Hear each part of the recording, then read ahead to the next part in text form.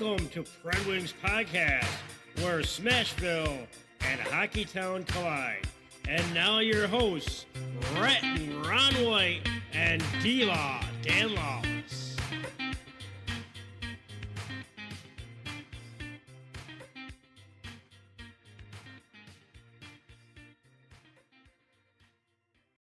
Welcome to PredWings Podcast, episode 91. Seems like we've been off for a whole year. Yeah, it has. Been a few weeks. That's by me. I own that. I have just been extremely busy. From traveling. We went out of town, went to Disney. My mom broke her kneecap on day one. So that's been a little stressful. What else can I talk about? So work has been nuts. Working for my one company and trying to start a second company is just excruciating and painful, but we're muddling through and we're here. D-Law, what's new in the world of D-Law? Oh, well, since we last talked on the show, I played in a couple games just for goalie. How old were you when you played in those games? A year younger than I am now. Well, actually, one was the same age as now, but we won't get into that. Yeah, what is that age? So anyway, It's part of the small talk. We got a lot to show. 50. We got. Don't worry, episode 91. My name is Dan. So anyway, I'm real old now, but I don't want to talk about it to anybody. Moron. So anyway, the first game, I don't remember, it was so long ago, but I played pretty good. I think it wasn't really a game, and that it wasn't a league game. It was just kind of like a scrimmage type thing. But I played pretty good. But then the last game I just played last week, I ended up with a shutout. So I know it was just against. Like I said before, the blind squirrel finds a nut every once in a while. Well, they are beginners, but that's actually kind of first year. Tell me their first years. But that's kind of actually harder to get a shutout against those beginners than a higher level, because you don't know where the heck the puck's gonna go, or occasional body come flying at you. And you don't have any time. He's like, oh, geez, don't think, because they don't know how to stop. Kind of like me. Yep. So anyway, I didn't get into our usual social media stuff. We kind of jumped in. Yeah, get into that. You can get us on social media, PredWings Podcast on Facebook, Discord, even though we don't use that, Instagram, and we're on YouTube and X at PredWings Pod. And you can also listen to us and follow us on Podbean. And our email is predwingspodcast@gmail.com. I know we have an NHL bracket challenge, but that's obviously locked. It's actually, they got a second chance one, but I didn't do that. I didn't get in that either. But I'm not doing too bad so far. But I guess we can go through our last show that we were talking about round one. Obviously, round one is over, so we can kind of do a round one wrap. Break it down. Want me to get a beat going? Let's start with the East. Let's first of all our picks. Actually, you were all correct on the Eastern picks. I had 3 of the 4 because I picked the Islanders over Carolina, and then in the West, you were like 50%. And I was 3. I got 3 of the 4 right. So, first off, let's see. While we're doing this, I mean, since round 2 started, let's throw our predictions that we have out there for round 2. That's good. Let's take care of round 1 first, and then we'll go to round 2. Let's do it. So we'll do our picks. We'll do the picks at normal time. Round 1. Well, we'll do round 1. and then we'll go into our round two picks, and then we'll discuss round two so far. It's still they're all going on right now, but round one, starting in the East, the Rangers and Washington series. Now I have to look back and see. I think that was I knew four what that games. was. It was. I knew that was going to be. I mean, I don't want to get into off topic too much, but that just scares me about Detroit. Detroit lost to the Capitals for a playoff spot, and the Capitals were demolished, destroyed, treated like children against the Rangers. That just goes to show you how far away Detroit really is. But sorry, D-Law, I hijacked your spot there. No, that's all right. But and I'll kind of piggyback on that. The Rangers are just they're playing out of their world. At least but I Yeah, know it they're was. but I they're know it firing was. on all cylinders. I know it was Washington, but they're just the President's Trophy. Kind of thought I did pick the Rangers, but the rain. I didn't think they're going to come out and just manhandle Washington like they did. I don't even remember what the scores were I mean, in that they're a good series. team. I think there might have been one or two close games in that series, but I think there were some pretty much blowouts, and it's just the President's Trophy, and usually the President's Trophy just lays an egg in the first round, unless that's just certain teams, and they're It's not always the first round. The curse is that you won't win the Stanley Cup. But I think New York's got the potential to break the curse.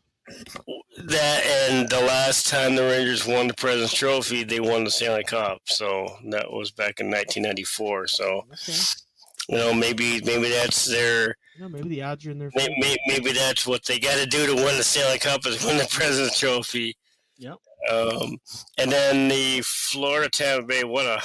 I don't think I really saw much of this series. I think that went 5 games. Okay. I think it was 5. I'm not sure. Florida and Tampa Bay. I mean, Florida really. I mean, they were the better team, and it showed. Tampa Bay didn't really have an answer. They hung in there, but they didn't seem to. They just didn't. They did take game one by a pretty large. I mean, they put 7 on the board, so they didn't just like lay down and die. Okay. But it was a 4-2 series, though. I mean, it was 4-1. I'm now looking at it. so 4-1. Actually, Florida won the first game 3-2, and then Florida won the second game in overtime 3-2, and then Florida won game 3. So they had a 3-0 series lead before Tampa Bay came back in game 4 with a 6-3 lead, and then Florida just they want to end it. So with a 6-1 lead. Blowout. So they. I mean, I think that was what really hurt Tampa Bay is getting down 3-0 in the series. They did show they can score. Putting 6 goals in that one game, but yeah. I mean, what was that, game 4, right? That was game 4. Yeah. But I mean, when Steven Stamkos was obviously a big part of that.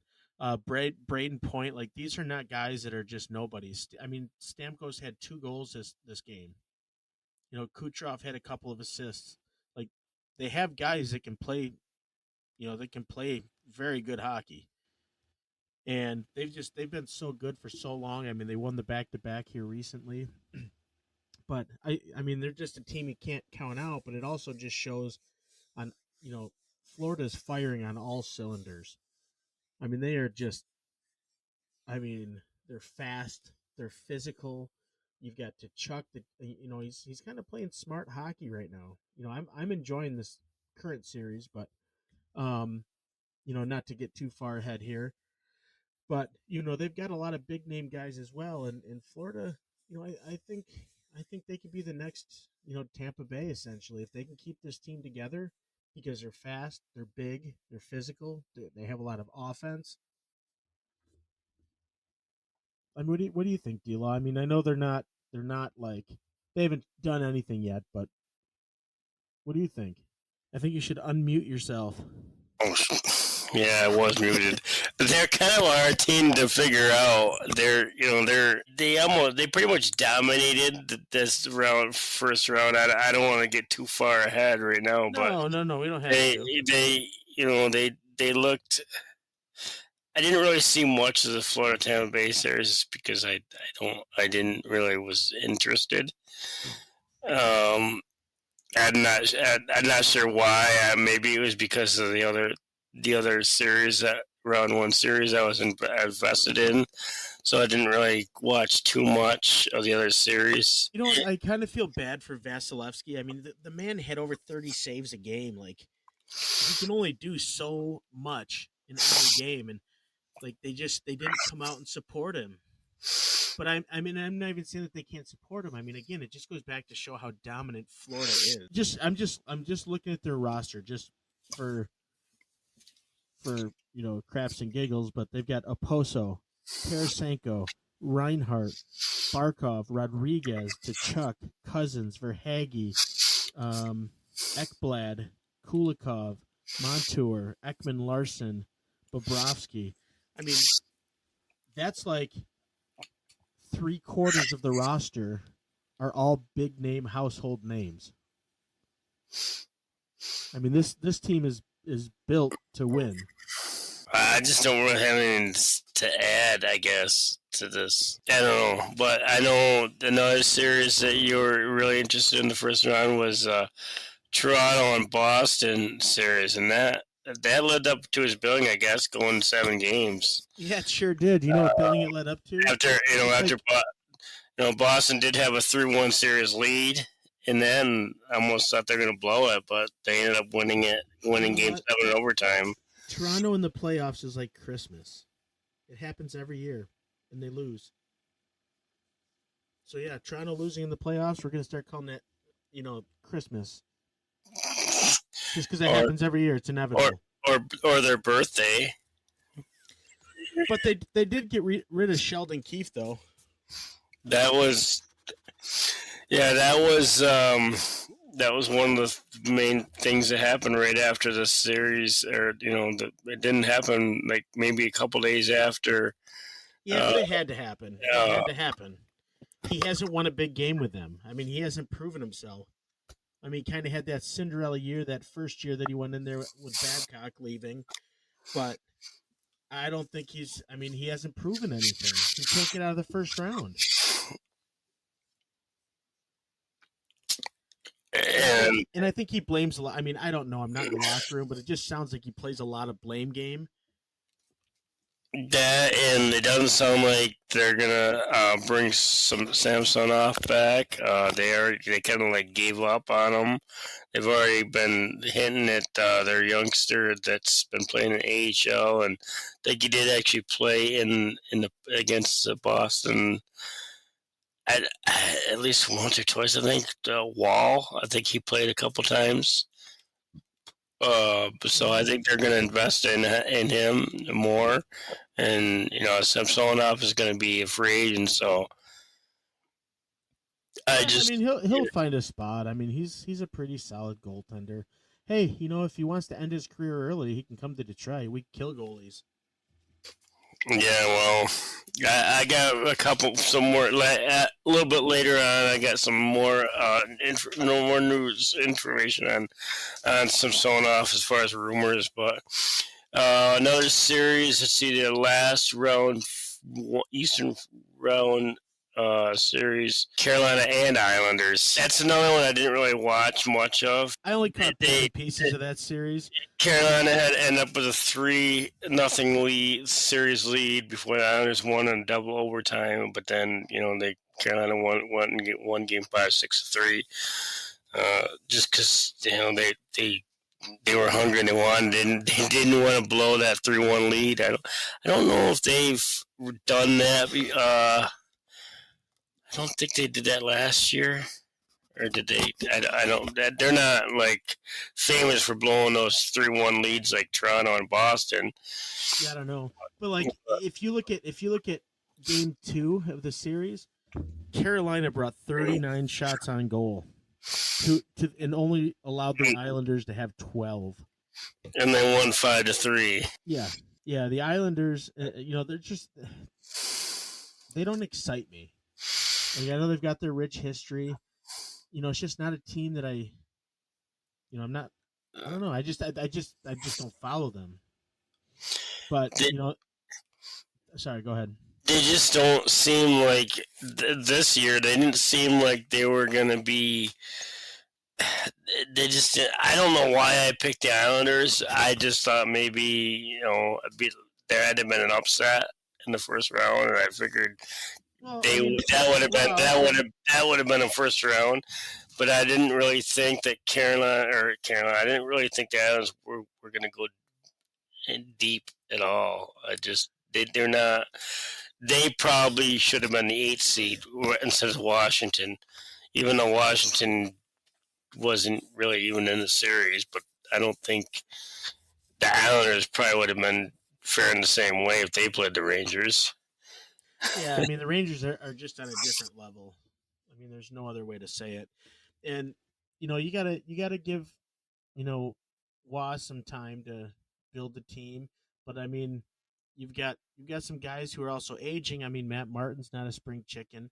Clutterbuck's not a spring chicken. So those you got to think those are probably their 2 most physical guys on the team, and they also can produce offense. What is that? I mean, they're a huge identity to the Islanders. So when those two finally, part ways with their careers or whatever they do, hopefully they have a contingency plan. But yeah, I just, watching the Islanders play Detroit all season long, there was never like a wow factor. I mean, there wasn't many teams that were. Florida was a wow factor team. Tampa Bay was a wow factor team, even though Detroit did beat them. I believe they won the series, but they're just big. They're fast. The Rangers, they're big. They're fast. They're physical.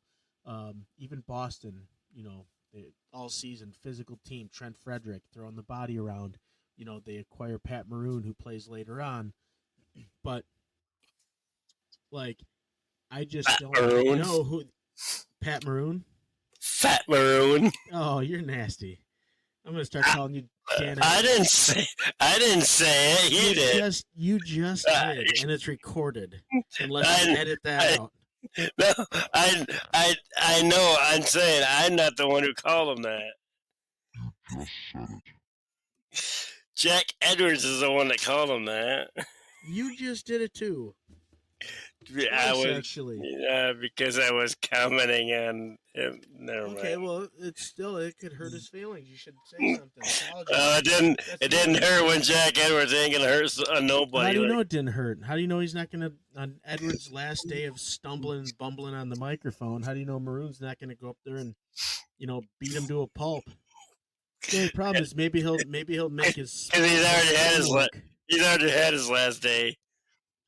Who? That was Jack Edwards. I think that was actually against Toronto. That's right. He did. Game 5 was it, or game 6? Oh man, so we're not gonna have anyone to rag on. I forgot about that. Well, the ESPN guys are still there, which are clueless. But so anyway, can we move on to the Western? Yeah. So I guess Dallas and Vegas series. I guess we can start with that one. That was a wild series. I actually was watching this a little bit, especially the last part of it. Well, it went all 7 games. Vegas, yeah.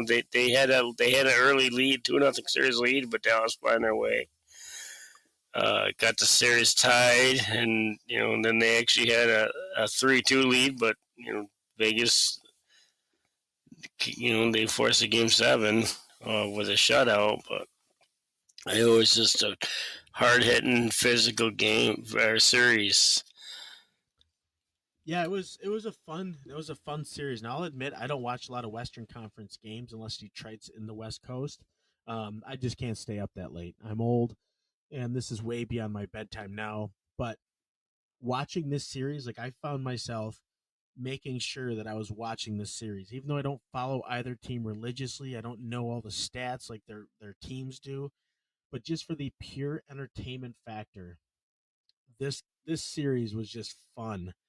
There were little scrums constantly. It was hard hitting. It was fast paced. The games were close. The series was close. Like this was probably one of my favorite series so far in the entire thing. Yeah, and this is the one that I was right. I picked Dallas. You picked Vegas. I thought for sure that they were going to pull the old hat out of the or rabbit out of the hat trick. Well, who can argue with the all the IR guys that came back miraculously in game one? Yeah, but even though I got to say this again, D-Law, and then I'm going to just shut up really quick. But the NHL has to do something about that rule. They need to make it so the salary cap just stays forward, because you start messing with guys' salaries, you start messing with caps, you start messing with things.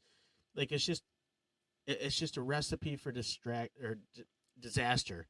I mean, maybe not. Obviously, people are much more educated in the financial world than I am, but and just in terms of the integrity of the game, like play the game how it's meant to be played. You have a salary cap. Everyone has a salary cap. Everyone plays within the rules, and that's playoffs and not playoffs. Yeah, Tampa Bay did it. Shouldn't Well, happen. well, they only did it once. I mean, Vegas does it year after year after year, and it just, I mean, It gets old. Like everyone it, knows what they're doing. you gotta play with the cap in the regular, even I think even in the preseason, but mainly in the regular season. So I know the playoffs are you.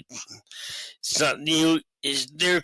They tend to call it another season, like a second season, but it's still a season. Even I know it's playoffs, but it's still that season. So you can't just. It's like they're changing the rules midway through the season. You can't do that. You gotta like they don't change the rules as far as like penalties in the playoffs. They just sometimes they just don't call them, or sometimes they call them more. So you're not changing anything else in the game. If you got the salary cap in the playoff in the regular season, you gotta keep that same rule in. It's not like the players' rule as far as the actual game time. That's more like the off ice, the management rule. So I mean, you just gotta, and I think if you keep the cap, it really makes them think what you know. It makes the management have to do their job even more. They, thinking what should I do with this person? What should I do with this person? You can't just say, oh, just throw them in IR. We'll get somebody else, and then playoffs come, we get them all.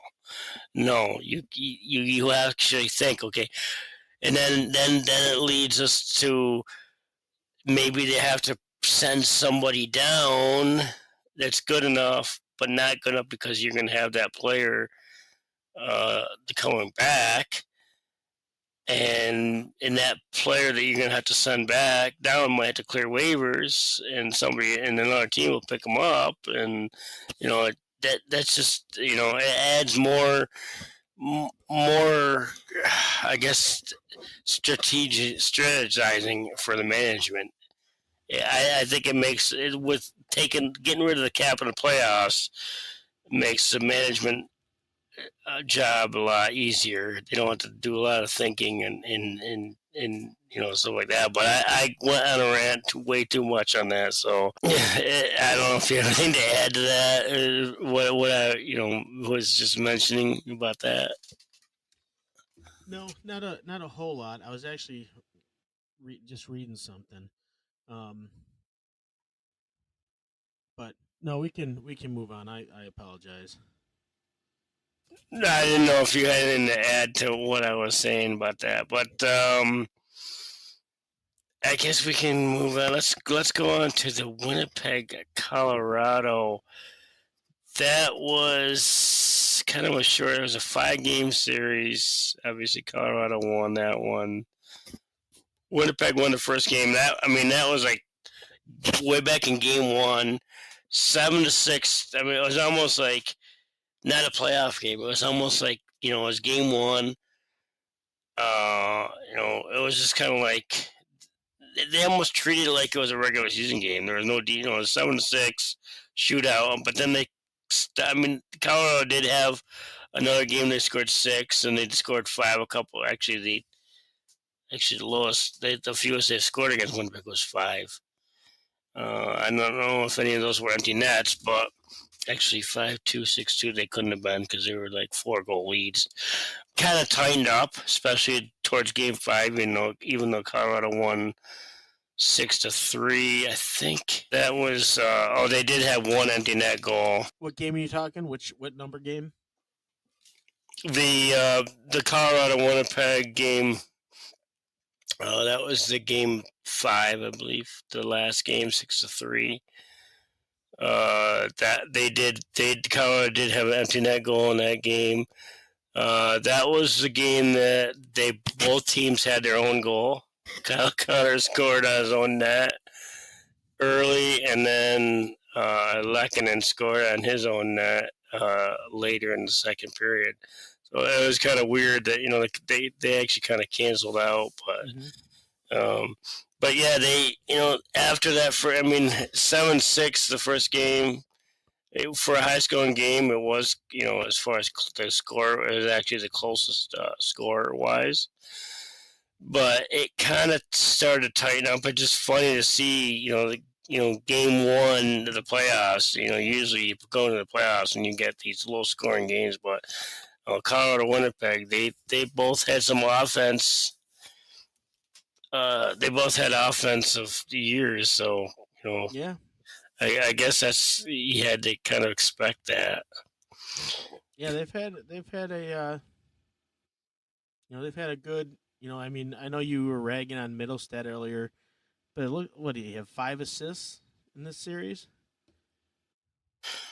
I mean, the kid's playing all right.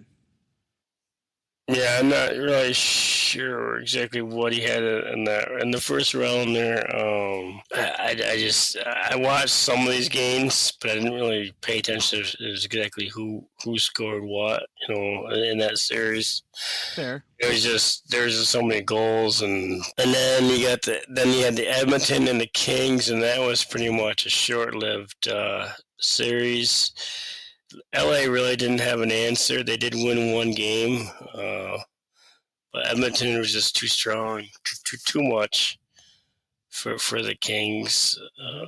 I think the one game that they won, the one game that the Kings won was Game 2. It was an overtime game, so that was pretty much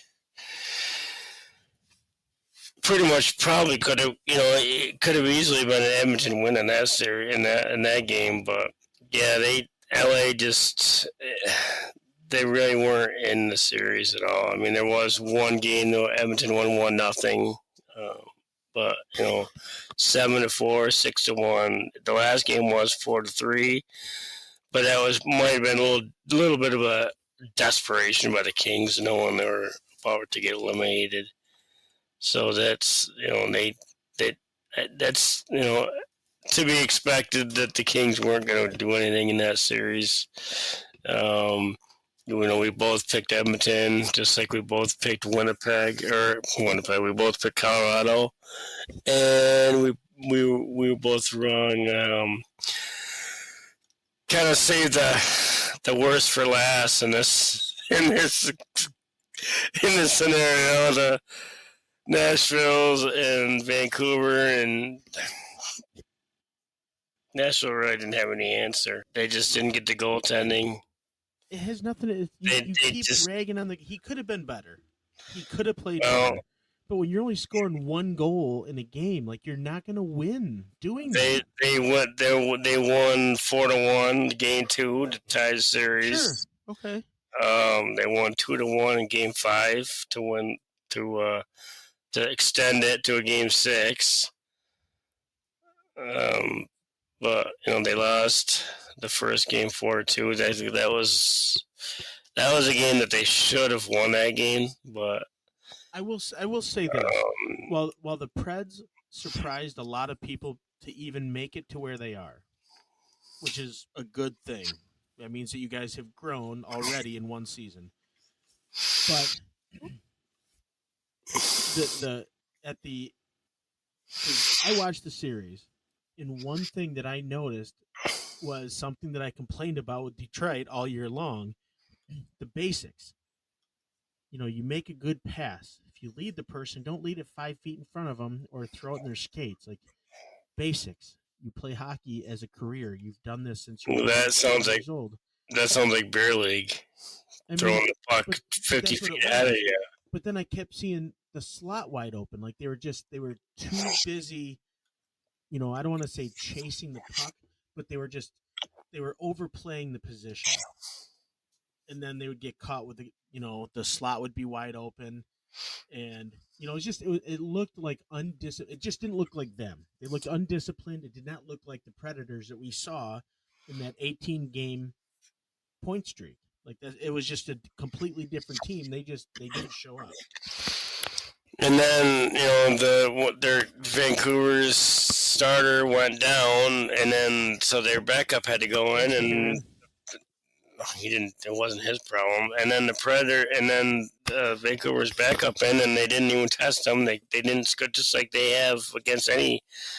That's just like the Nashville curse or whatever, going all the way back for all their whole franchise in regular seasons and everything.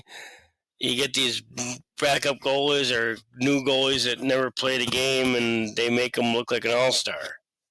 And just, I don't know what it is. No other team every other team can light them up.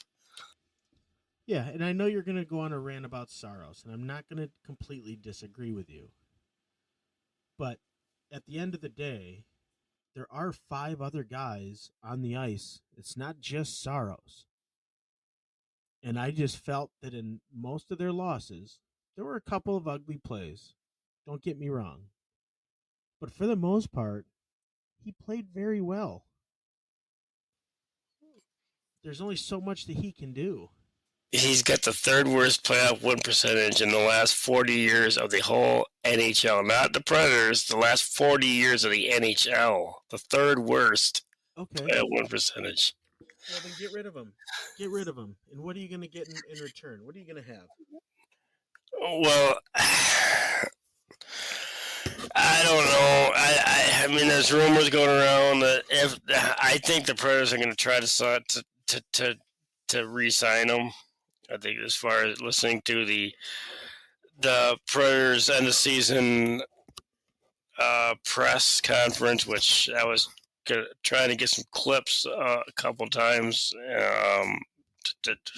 for the show, but I couldn't get them. I think I'd be surprised if Askarov comes up this year. But I think they're going to sign him. I think they're going to let Askarov play one more season in the NHL to get him like primed and ready to go. Yeah, don't rush him. I mean, when you have a kid who's got a caliber like that, Detroit's got the same with Kosa. Don't rush him. Don't ruin him. Let him train. Let him learn. Let him get up to the speed, and then bring him in. Don't just bring him in and kill him. But I've heard rumors that if they do move Saros, they're gonna get, apparently, like they're looking at like a top line. I don't know. I didn't hear elite, but I almost want to call it. That's not what they said, elite, but I'm thinking it's going to be. Getting like an Austin Matthews for him. Well, that's what the rumors were. Not him specifically, but it sounds like it would be somebody on that caliber. Who? top line game changer. Well, share. They said top line game changer. Okay. Well, that could be. But I don't know. Well, he's not really a top line, but What do you mean he's not top line? well, Detroit's top line, and he's their leading point scorer. that's because they didn't have anybody else. How did he fare up against your guys? But anyway, let's do a quick comparison. You're probably going to win this, but just for fun, actually, pull up Forsberg. He had like no, don't not what he had. Not like. Find out what he had in the playoffs. No, why would we compare playoffs? He only Larkin had 2 goals in the playoffs. I don't care about the playoffs. Well, we're talking playoffs right now. Well, I want to talk about. We're jumping. 48 goals he had. He couldn't quite get 50. Well, how many points? 94. Okay, I don't think Larkin was near that, but I'm just curious. I think he had like 70. Yeah, that's what he had. But again, even Forsberg isn't. He's not like. I don't see him as like a McDavid or an Austin Matthews level. I think he's just slightly below. Not a lot, but I think he's slightly below that. So do you think you would get more or less a Forsberg-type player, or are you really thinking you're going to get like Matthews? Let's see, who is there? I don't know. Like I said, I don't put too much stock. I can't remember where that was, and there's been so many rumors and sure. But I mean, getting back to Saros, like, yeah, I get it. He might struggle in the playoffs a little bit, and maybe he isn't the guy for you guys. But I mean, he is a big reason to why you were in the playoffs to begin with, and a lot of people forget that. Without Saros in between the pipes, we're not talking about his playoff records or his playoff save percentage. We're not even having this conversation without him. And everybody fails to forget that. But and I think, I mean, it could be the Preds playoff woes. I mean, going back years, and it just they don't seem to have that playoff. You think Detroit's had success, and the Penguins and Colorado and Edmonton and the Islanders in the past. They've all. You look back at their playoff history, and it's just amazing. And I got some, Preds playoff history. This is their 25th years, 25 seasons, and they've only had 16 appearances in those 25 seasons. Hey, and I just stumbled across a little fact here. And yes, they have their woes, but I think we might have figured it out here with this stat that I'm about to tell you. What do you think that their power play success rate is in the playoffs? What do you think it was this year? Their power play, I think they had like 1, maybe 2 power play goals. If that, I know they didn't have any. Hardly any power play goals. Mm-hmm. Their power play playoffs was just non-existent. 9%. 2 goals in 22 chances. They were at 9%. That's got to be their worst. Is that Saros' fault? That's got to be their worst in history. But getting back, just think, the Predators are a good team, and if you convert 4 more, that could be a game changer. But I'm sorry, I hijacked you. Go back. But anyway, going back to the Preds playoff history, their 25 seasons, they got 16 appearances in those 25 seasons. And the last 10, they've had 9 appearances, missing last year. And in their first 5 seasons, they've missed, obviously, the first 5. First 5 years. Who makes the playoffs in the first 5 years, unless you're Vegas or Seattle? But they missed the playoffs in all the first 5 seasons. They have 10 first-round losses, and back, I don't know if you want, I guess they count 2020. that was like a weird thing. They lost in the qualifying round, which was pretty much the first round, which amounted to it. And then, so this is, remember I said they have 16 appearances. So that's, 10 first round losses. So more than half your appearances are first round losses. Going back almost, you almost want to see, we keep giving Toronto, getting on Toronto for all their first round losses. Well, the Predators aren't much better. I don't know, how many. I did look. I think I thought I looked it up. How many? But Toronto's been around for a lot longer. But as far as the percentage wise, it might be close. Just because Toronto's been around a lot longer. Haven't you? And the Predators have been to more Stanley Cups in the Cap era than Toronto has. And the second round losses, the Predators have had 4, so they've only made the second. They've made it to second round. Obviously, 4. No, well, they got 4 second round losses, and so they're not. They don't. Even if they make the playoffs, their chances are to get into the conference final round, not going to happen. And then they've obviously made the Stanley Cup Finals the one time in 2017. That was, their one loss in the final round. Something else you got to Stanley Cup and final. But their last playoff round win was in 2018 against Colorado. But you know what you got to realize is that was all in the Poile era. He was trash. He was not good. He couldn't create a team to sustain itself. He had one lucky year out of all of his years where he made it. The rest of them have been filled with mediocre players and bad contracts. Now you've got Barry Trotz, who in his first season has already taken you to a playoff. Does that give you any hope that maybe next year he's going to figure out why the power play wasn't good, and maybe he'll, I'm not saying this specifically. I'm sure he's looking at that. But maybe he'll go out and find a guy who is very successful. It might not be a huge name player, might not put up, 50 goals a season, 30, 40 goals a season, but a majority of his goals might come in on the power play.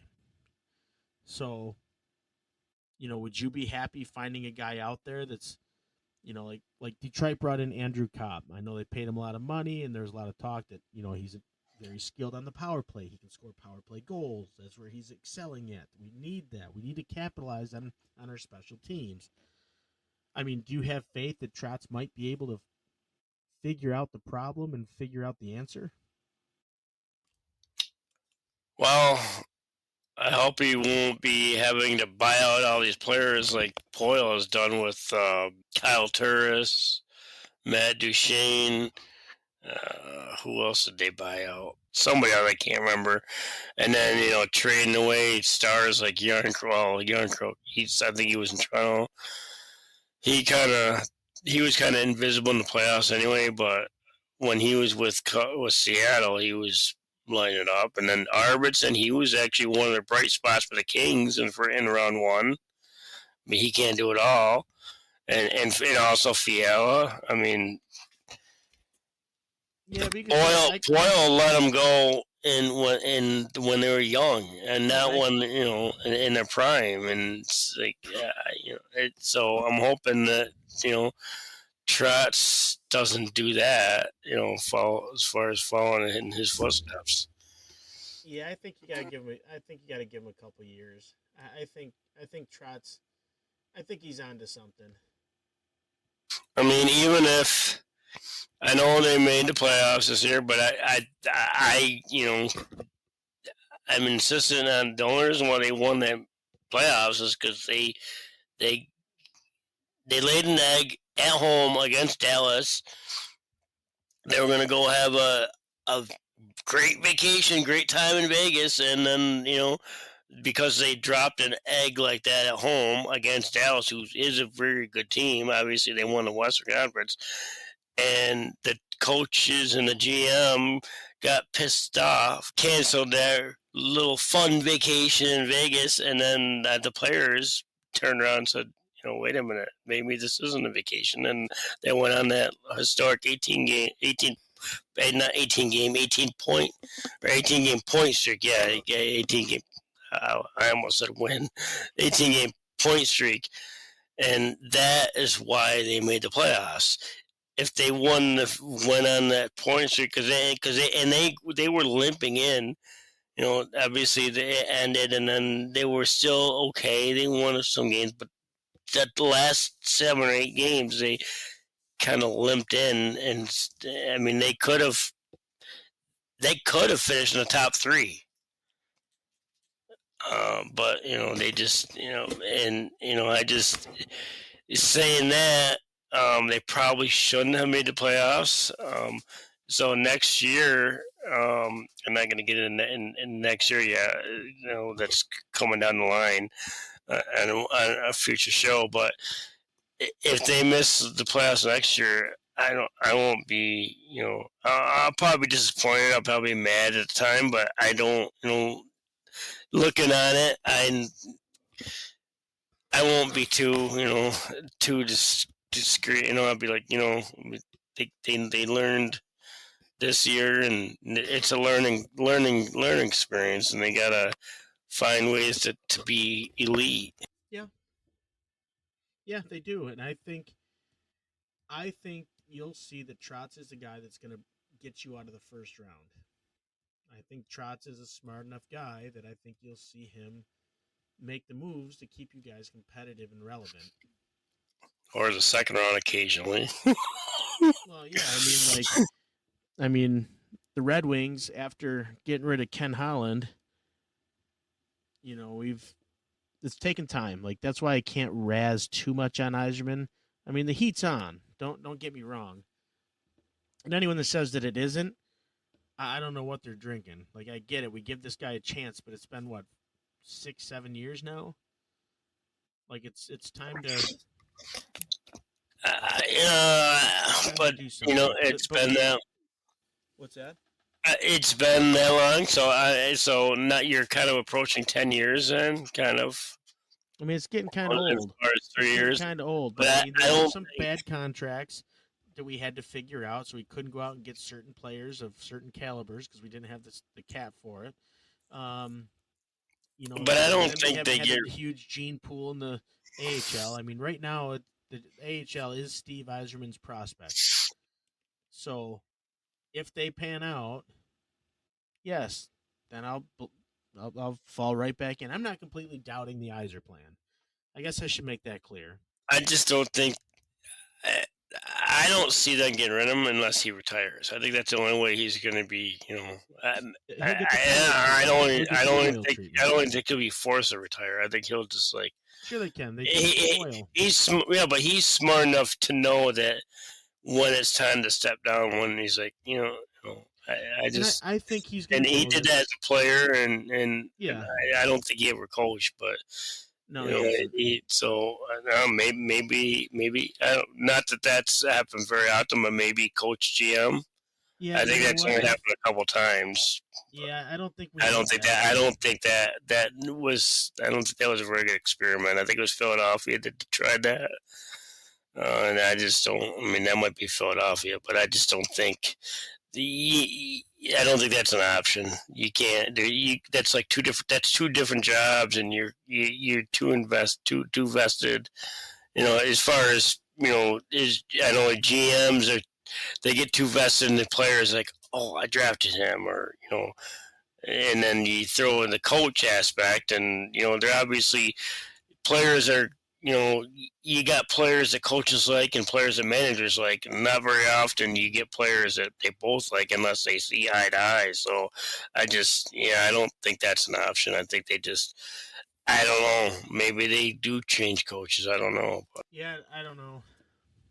I'm not sure. I mean, I know the Red Wings just got to give it time for them to come in. But I mean, they do. You got to give it time. They do have a. I don't want to jump too far ahead yet, but they do have a great candidate down in the minor in AHL. Yeah, If they wanted to promote him to coach, so we maybe, tried that once. they're just giving him maybe another year or two. Who knows? But um, let's in that sets up round two. Jumping over the east, let's see. So the Rangers in Carolina, since Carolina beat the Islanders, and then the Rangers had a little bit of layoff. They had I think they had almost a week off because they finished Washington so quick, and then you got Florida and Boston in the East. I had picked the Rangers over Carolina just because the Rangers is strong, and I picked Florida over Boston as well. So I don't know if you want to go with your picks, and then we'll kind of dive into into the. Yeah, I'm going New York. I think New York is gonna win. Like we had talked about, they're just solid. I mean, they're a juggernaut. And then in Florida and Boston, I went with Florida. Yeah, and going back to the Rangers, they won the first 7 games. They were 7-0. The first 7 games of the playoffs before they lost. They had a 3-0 lead. 3-0 series lead against Carolina. So they started off at home. They won the first game 4-3, and then they won the second game. That one they had to win in double overtime. That was another 4-3 game. So in that game too could have went. I mean, Carolina could easily have won that game, but the Rangers, I believe it was Trouba that scored that overtime. I think it was it Trouba that scored that? Trouba. Speaking of Trouba, Trocheck. It was a power play goal. And that was a nice goal actually. In a playoff game overtime, it was a lot of times you see playoff overtime goals is just throwing on net or bouncing off this or bouncing off that, and that was more of a skilled play. He kind of waited and just kind of tucked it home, but yeah, and then they won another overtime. This was the next game, game 3. That one was only the single overtime. They won that one 3-2. So that's another game that Carolina probably could have won, but the Rangers were just too strong, and that built a 3-0 lead. Carolina did fought back the last 2 games, facing elimination, and that sets up a game 6 coming up. So I know I'll be sitting in front of the TV watching that one, and pretty excited. I know I picked the Rangers, but I kind of wouldn't mind seeing Carolina, but I just the Rangers are just they're just too strong. I don't know. It is in Carolina. I think Carolina might end up winning that game, but if it does go to Game 7, I think the Rangers are going to win that one. I mean, the Rangers could very well win Game 6, especially if they can score early and take the crowd out. But we'll have to just wait and see what happens. Yeah, I think I do think New York is gonna. They could always peter out, like you said, but I don't know. I think they rally. I think they figure it out. I think they put it to bed. I mean, they do have Carolina they have to win 2 in order to win the series, and I think the Rangers. It may sound funny because they're the President's Trophy winners, and they're expected to win, but I think they're loose. I mean, and maybe it's because they know they have 2 chances, and if they had to do it, Game 7 at home, would you rather? I mean, I know players just want to get the series over, but if you have a chance to win the series at home or on the road, what would you want to do? Could you imagine the Garden? That'd be nuts. If they do so. And speaking of that, speaking of being nuts, Boston, Florida. Wow, what a series that is! It is. It just uh, we thought Boston came out in Game One and just manhandled Florida. And Florida's a really good team. Um, but I think I don't know. See, Boston, they didn't have a big layoff today because the first one went 7 games. I think Boston or Florida was they had. I don't know. Did they have a week off or did they just have a few? They had a little bit of rest, Hmm. so it might have been a little bit of rust. But I just that's what the media says. I don't know if it's a really a thing. I don't know. Obviously, I never played at that level, so I don't know. Is it? Do you? I mean, they're in such great shape. I know, and I'm sure they're still practicing. Obviously, practice is not the same uh, intensity as game in any level, but it just are you really that rusty? So Um, I just think Boston. They only had a couple days off, I believe. So I mean, they're. I guess they were more in game shape because they just had a couple yeah, days. but I mean, there's also on the flip side. It's like, okay, Boston went from their series right into the next one. They got no break, no rest. So I mean, there's definitely two ways to think about Yeah, it. and that was a physical. The Toronto Boston was a physical series, just like the Boston Florida series is. Um, but then Florida bounced back in game two and won that one 6-1. So it's like It's like a heavyweight fight. You throw. Not that I want to throw fighting in with hockey, but it's just like one punches and then the other punches back, and then they end up.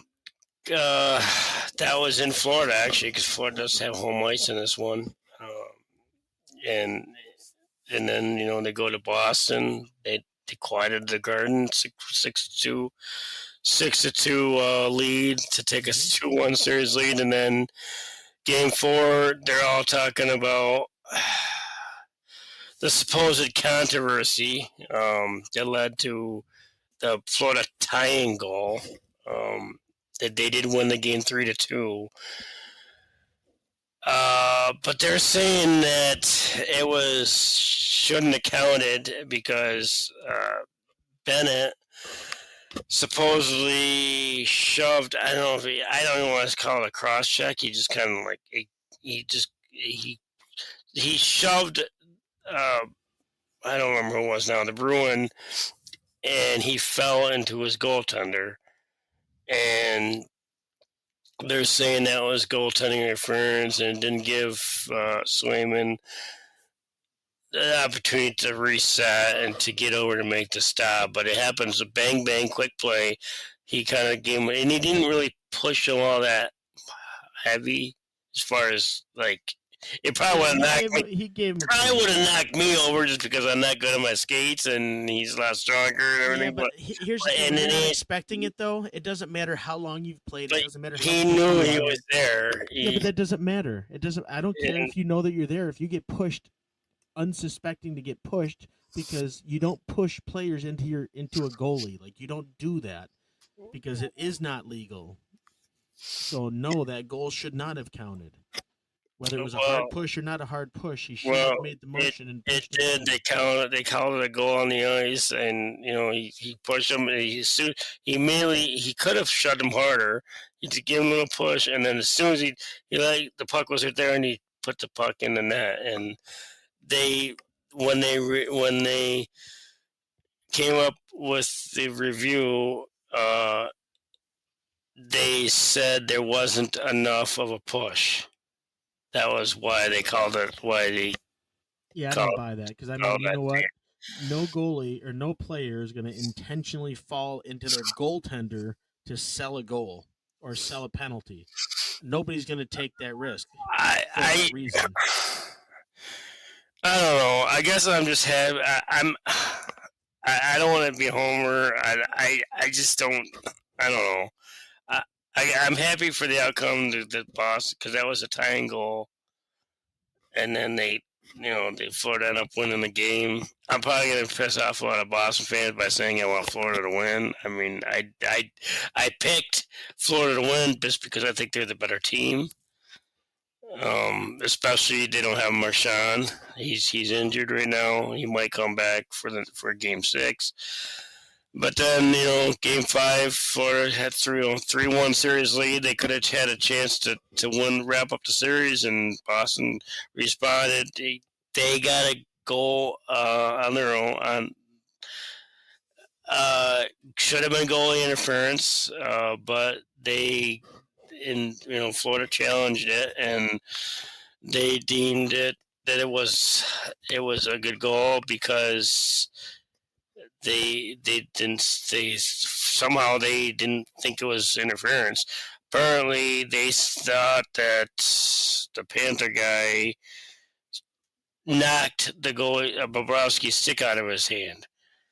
It might have, but the Bruin, he actually hit Bobrovsky's pads first and then the stick. And then the Panthers player did end up knocking the stick out of the hand.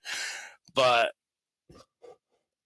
what's goaltender interference? He was at the top of his crease. He was still in the blue plane. His stick wasn't, but I don't know. That wasn't why it was called back. It was called a goal because they said that the Panthers player knocked Borowski's stick out of his hand, not the Bruin, but the Bruin stick interfered with Borowski's pads. So, I mean, I've seen that call. I mean, it wasn't like the pushing where players will shove the goalie in the net, obviously, because he was standing up and he was on the top of the crease, but he still interfered with his pads. So, what is your take? I don't know if you saw that. That was just earlier tonight. No, I didn't get a chance. I didn't get a chance to watch any hockey tonight. I gotta watch it tomorrow. So I would like to hear maybe next week's show. Yeah, that's fine. Show you can send me the clip too, and I can watch it. Yeah, it was actually the McAvoy goal. So you could actually just go right on the NHL website and watch the goal there, the play of that. So it evens up in the series. Florida got one. They called that maybe should have been interference, and then this game Boston got one, which turned out to be the game-winning goal. So that sets up, Florida. Boston's still alive, going back to Boston. So Florida can, they got another chance to wrap up the series. Who knows? Who knows with this series? I mean, Florida. I still think Florida's too strong. I think they'll find a way. If they don't do it in Game 6, they'll probably do it in Game 7. So yeah, I think this series will come down to the wire. I don't think Boston's completely out of it yet. Especially if Boston scores first in Game 6, like they did in Game 5. They shut down Florida. Florida had 4 shots on goal in the first period. So Florida needs, if they want to win Game 6, they can't have another 4. I think that was the first time all playoffs that Florida had less than 10 shots on goal in the first period. Boston, they don't have Marchand, so it's just interesting to see if he's going to be back for Game 6. Not really sure what his injury is. Obviously, they're not telling in the playoffs. So that sets up, the Western Conference. So that's the Dallas, the first round matchups. That set up a round 2 matchup of Dallas, Colorado, and Vancouver, Edmonton. So there's two Canadian teams playing each other. I think that's the first time I saw that somewhere. I don't remember what year. It was like 90s or something. Well, it happened during COVID. Well, I don't think that. Well, that was, obviously, because they were all Canadian divisions. But at the end of this round, there's going to be one more Canadian team to be eliminated, obviously. But so the Dallas, Colorado series, I just think Dallas. They beat. In Vegas was the 8th seeded team, but they could have easily played Edmonton. Because they lost a couple of key games the last few games of the season. So for Dallas to knock off Vegas, and they weren't a typical eighth. I think Nashville is more of an eight-seeded team than Vegas, or maybe the Kings. But I just think Dallas is just too strong for Colorado. Especially Colorado's getting some injuries, and I just don't think Georgiev is. I mean, the Rangers got rid of him for a reason, and then Edmonton just. I'll be talking about them in a few minutes with that one. So let's see, what do you pick for those for the Western round 2? Western, I hate picking the Western, but I picked. I know we're a little ahead here, but I picked Colorado. I'm not gonna lie. I'm not gonna be a D-law, but Colorado and Edmonton. What's this, man? Just think that I picked Dallas. You've been changing them on me all season. No, I don't. Oh, come on. You put all the wrongs for the Red Wings. No, I'm just kidding. I'm just kidding. I could have said that about the Predators. I was 50% on the Predators. But anyway, so yeah, that Dallas Colorado. I mean, Colorado could easily take the series, but I just think Dallas. Now they're losing one of their best players. They're just too strong, and they're they got that 3-1 series lead. So, and Colorado won the first game of the series in overtime, 4-3. They're going to have to come back from a lot of adversity, though. I mean, I know this is later on in our schedule, but it fits perfect now. But losing Nichushkin is huge. That's a big problem that they're going to have. Yeah, actually, well, yeah, I did. I did put that in a suspension one, but we could, it happened in this round, so we might as well talk about that now, as long as we're talking about Dallas, Colorado. So yeah, Nichushkin, I think I spelled his name wrong on our sheet, but he's suspended for 6 months he violated the player assistance program. What if he's doing a little too much coke? That's the rumor. So it didn't say this, but so he was placed in the stage 3 of the program, and I don't think he's going to be in. Obviously 6 months he's suspended for, but I don't think he'll be back with Colorado. I think they're going to get rid of him. I think they'll dump him. So who knows where he'll be after that. He's already been in the player assistance program before.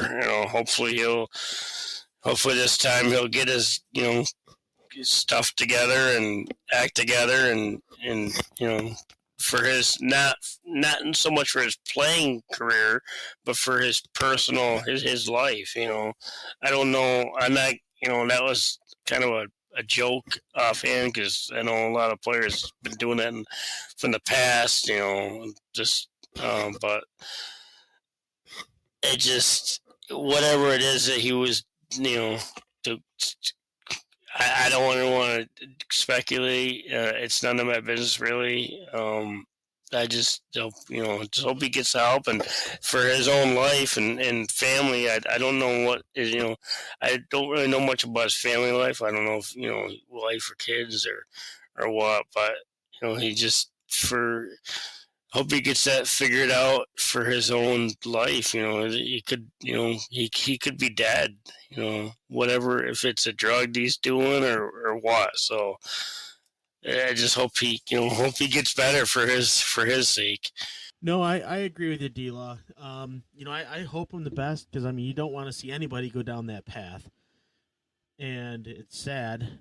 But I also agree with you. I've been reading a lot that it does sound like Colorado's going to move on from him. I kind of get the Kuznetsov vibes. You get rid of him, and just hope that they can figure themselves out. I did see a quote. One of the Colorado players. I don't remember who it was or what he said, Well, but Bednar's pissed. he pretty much just said. They pretty much just said like whatever. We hope him the best, pretty much.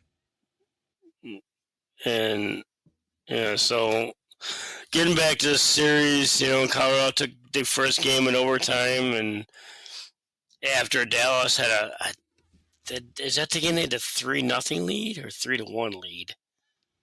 They had a 3-0. Yeah, they had a 3-0 lead. So they blew. It was all in the first period. So they had a Stars blew a 3-0 lead. Colorado scored the last 4 goals. Obviously, one was in overtime. And then game 2, Dallas held on. They won 5-3. I think that game they blew another lead.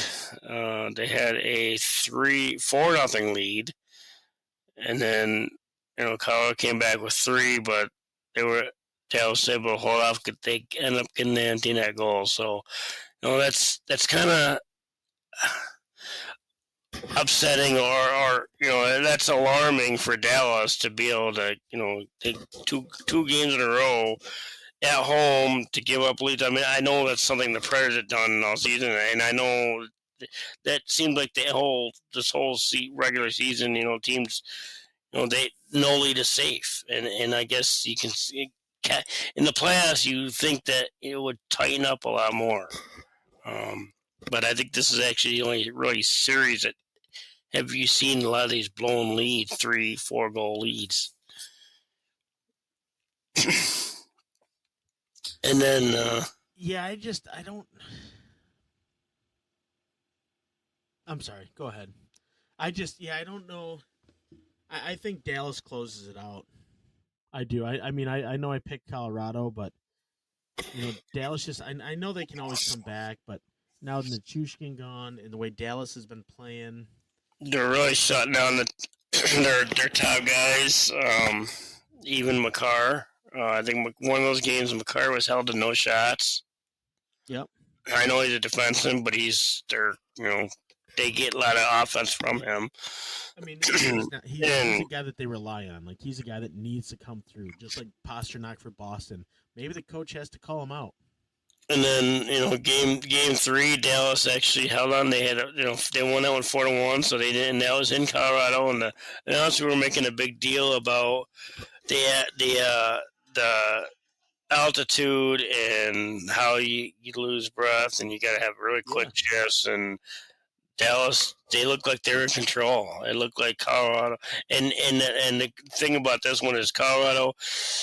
I'm not sure what their home record was right offhand, but they were like one of the top teams at home. I think they lost like 3 or 4. If that sounds right. If I can find it somewhere, but Dallas actually they held into the 4-1 lead, 4-1 win in that game. I can't find it right offhand.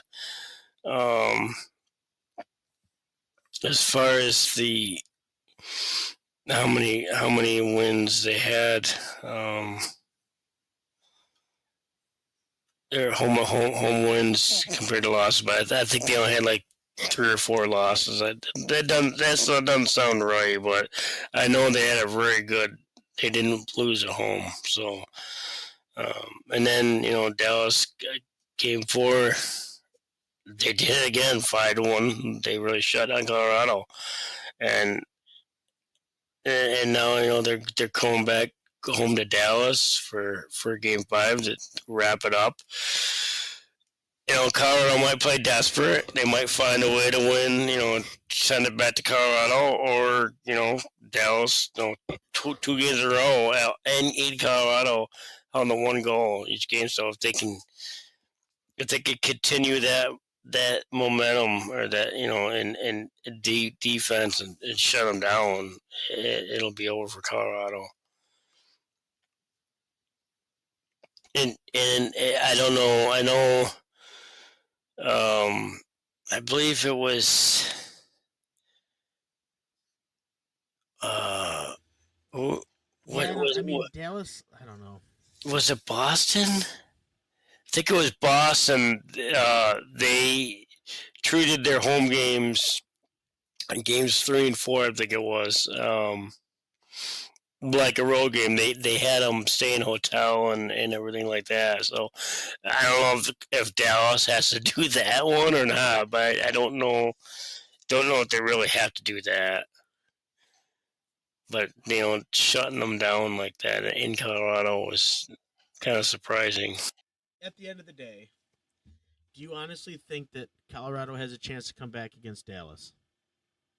I gotta ask you.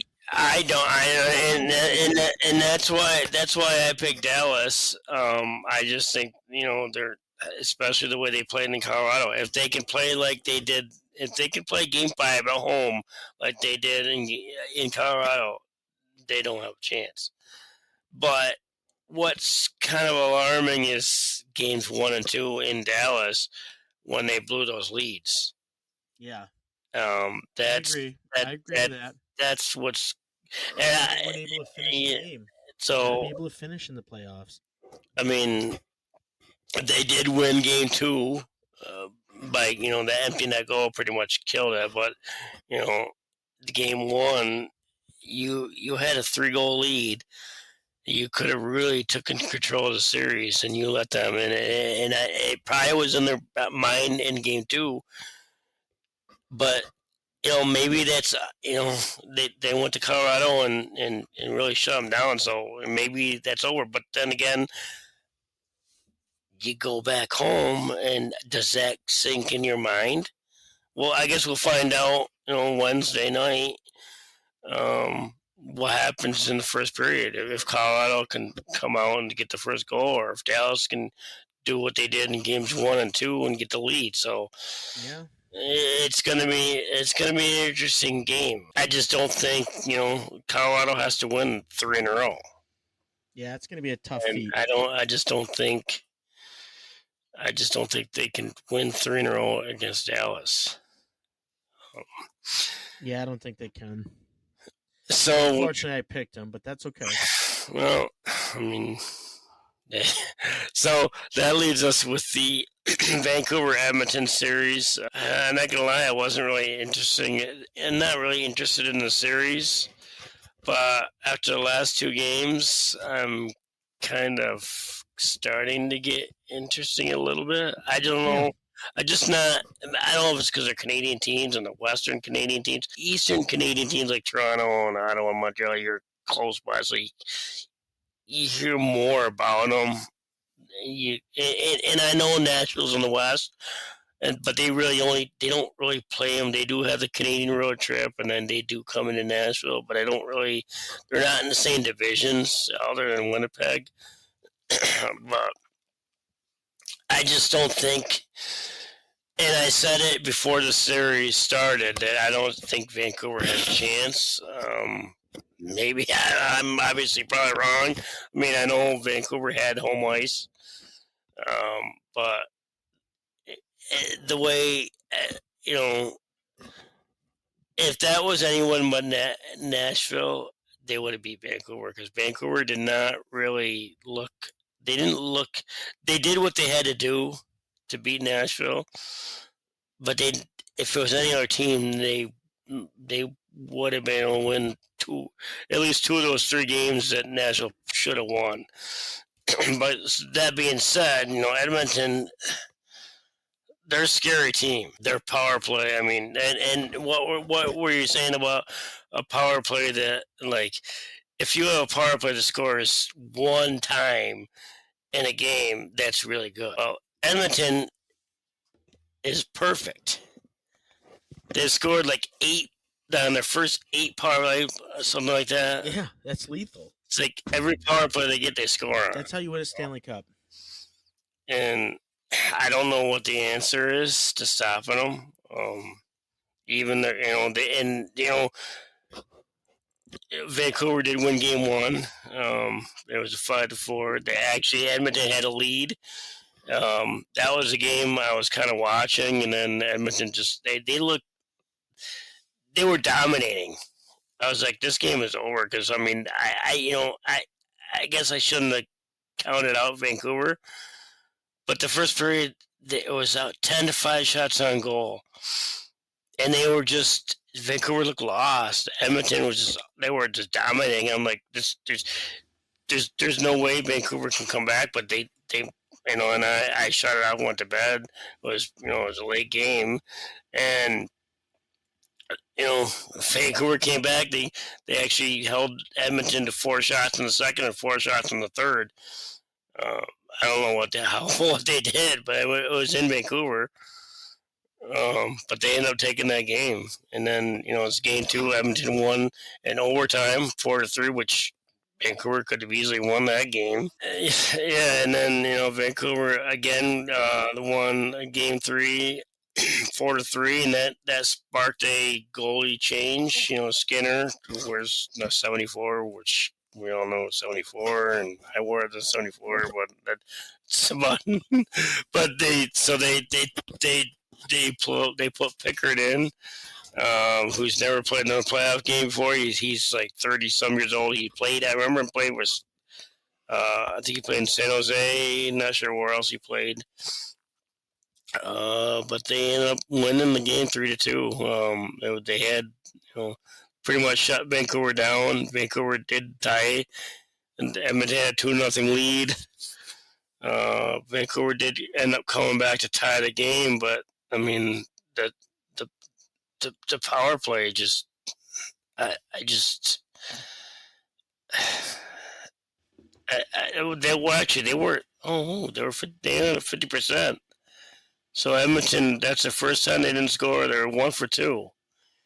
Yeah, it must have been a late. I wonder if it was a late penalty. So that was actually the first time that Edmonton didn't score on a power play. So I guess things are starting. Maybe they figured out how to stop them. But yeah, I have to look somewhere what their power play percentage is. But yeah, so the series tied 2-2.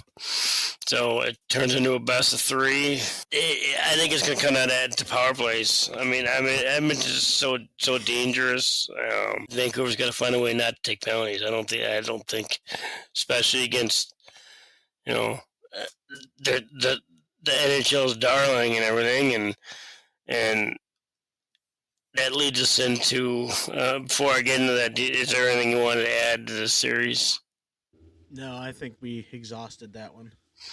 But Carson Soucy was suspended for, I guess it was a cross check. It was at the end of the game, end of the game three. Is that the one that was at the after regulation? I didn't see it. It was at the end of that one when that one ended in third period. That was a 4-3 win. McDavid slashed Soucy. I think it was Soucy. And then Zadar was mixed in with that too. But Soucy ended up. I mean, he did check to McDavid though. He did cross check him, and I mean, he did get suspended. I mean, that was pretty brutal. But I mean, what about the slash? McDavid slashed, and if he wouldn't slash, that wouldn't happen. I should have took the comment from Soucy, and he said, it wasn't intentional, and he even apologized him after on the ice after the fact, and I think he said McDavid would apologize for his slash too, but I want to play the comment was and that's the only thing. Vancouver seems like they have a lot of ex-wings.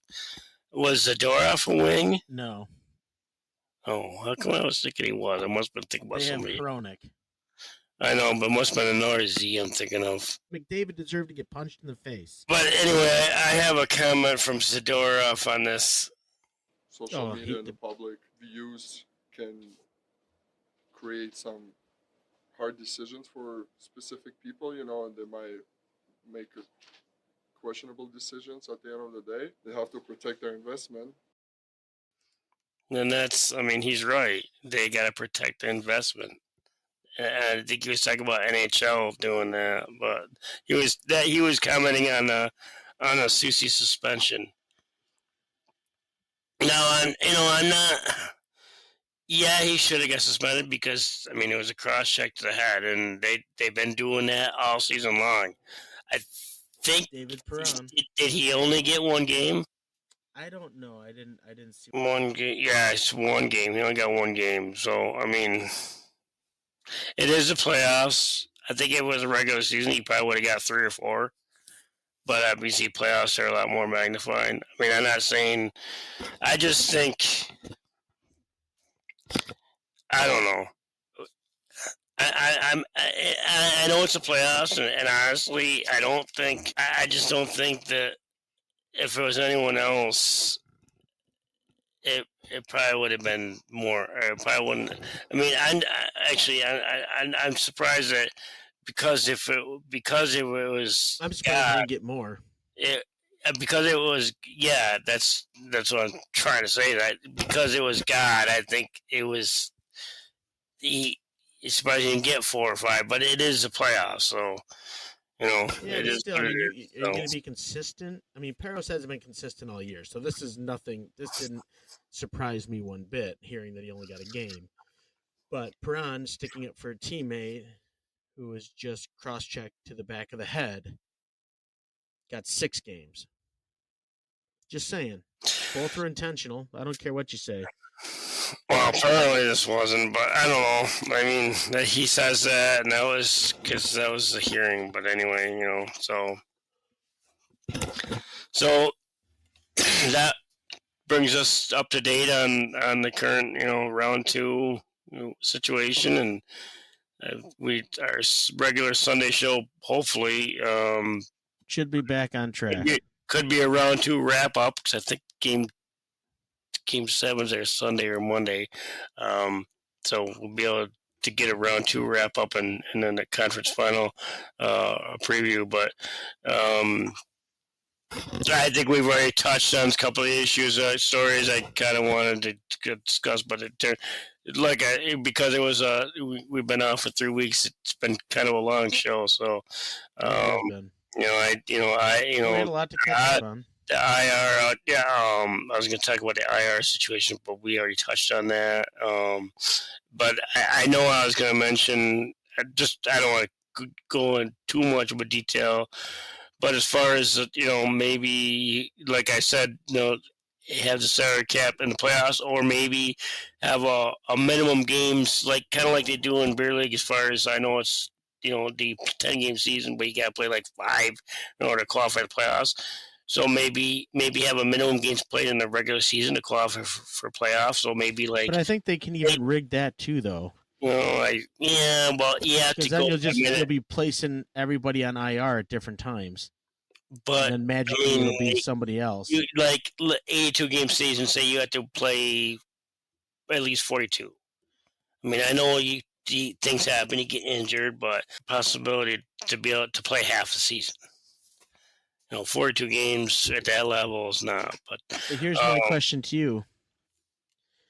Let's say Forsberg snaps his leg in half, breaks his, we'll say his femur, busts his femur. He's expected to miss 60 games. Well, then they probably won't make the playoffs anyway, or he won't. What if they do make the playoffs? Maybe he won't be ready for the playoffs. I don't know. But even if he is, he can't by your new rule. So let's say he rehabs the hell out of it. Maybe fights against all adversity to come back for the playoffs. I don't know. Now he's not going to be able to. I don't know what the answer. I just throw that. You keep the same salary cap. No, I understand what you're saying, and that does make perfect sense. But there are going to be legitimate injuries that take people out.